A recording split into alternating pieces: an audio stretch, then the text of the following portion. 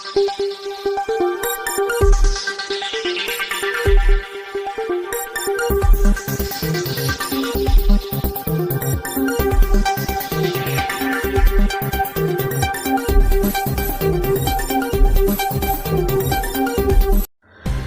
गुरु रामानंदाचार्य स्वामी रामभद्राचार्य महाराज के 75वें जन्मदिन की वर्षगांठ पर अमृत महोत्सव का आयोजन राम की नगरी अयोध्या में किया जा रहा है। कल यानी 14 जनवरी से 22 जनवरी तक यह अमृत महोत्सव मनाया जाएगा, जिसकी जानकारी पत्रकार वार्ता के दौरान जगत गुरु रामानंदाचार्य स्वामी रामभद्राचार्य महाराज उत्तराधिकारी आचार्य रामचंद्र दास ने संपूर्ण कार्यक्रम के बारे में जानकारी दी। वे उत्तराधिकारी आचार्य रामचंद्र दास ने बताया कि इस अमृत महोत्सव का आयोजन अयोध्या स्थित भक्तमाल की बगिया में निर्मित विशाल यज्ञशाला में 1008 कुंडली यज्ञ का आयोजन किया जाएगा। साथ ही साथ 1200 ब्राह्मण के सहयोग से हवन किया जाएगा। राम मंदिर उद्घाटन के अवसर पर यज्ञ की पूर्ण आहुति होगी। उन्होंने यह भी बताया कि रामानंदाचार्य स्वामी रामभद्राचार्य जी महाराज की कथा का आनंद भी भक्तगण कर सकेंगे। लगभग 550 वर्षों की लंबी प्रतीक्षा के बाद भगवान श्री राम लला अपने दिव्य भव्य मंदिर में प्रवेश करने जा रहे हैं। ये कोई सामान्य कालखंड नहीं होता है। ना जाने कितनी पीढ़ियां इस आशा, इस विश्वास को, इस प्रतीक्षा को लेकर चली गई कि कब हम अपने आराध्य को दिव्य भव्य मंदिर में देखेंगे। वह सौभाग्य वर्तमान की पीढ़ी को मिल रहा है।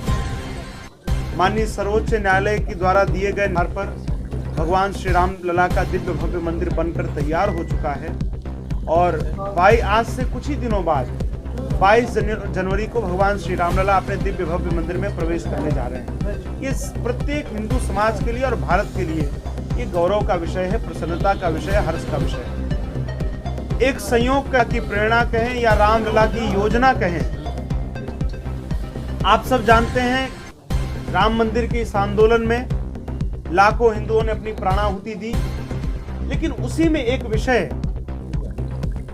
जब यह मुकदमा रामलला का माननीय उच्च न्यायालय के समक्ष आया और उच्च न्यायालय ने पूज्य संतों को आमंत्रित किया कि तार्किक आधार पर, हिंदू धर्म के ग्रंथों के आधार पर हम कैसे सिद्ध करेंगे कि यह विवादित भूमि रामलला की जन्मभूमि है। और उस समय इस हिंदू समाज के गौरव सार्वभौम जगत गुरु पद्म विभूषण जगत गुरु रामानंदाचार्य पूज्यपाद स्वामी श्री रामभद्राचार्य जी महाराज, जो कि मेरे गुरुदेव हैं, उन्होंने माननीय उच्च न्यायालय के समक्ष अनेक अकाट्य साक्ष्य दिए थे, जिसको माननीय उच्च न्यायालय ने भी स्वीकारा और अंत में सर्वोच्च न्यायालय ने भी अपने निर्णय में उसको कोट किया है। ये हम सब जानते हैं, सर्व जग विदित है ये। तो ये रामलला की योजना ही कह सकते हैं कि पिछले वर्ष पूज्य गुरुदेव का जब 74वां जन्मोत्सव सालासर में था तो वहीं पर योजना बनी और अनायास हम सबके मन में प्रेरणा आई कि अगला जो उत्सव है, अमृत महोत्सव है,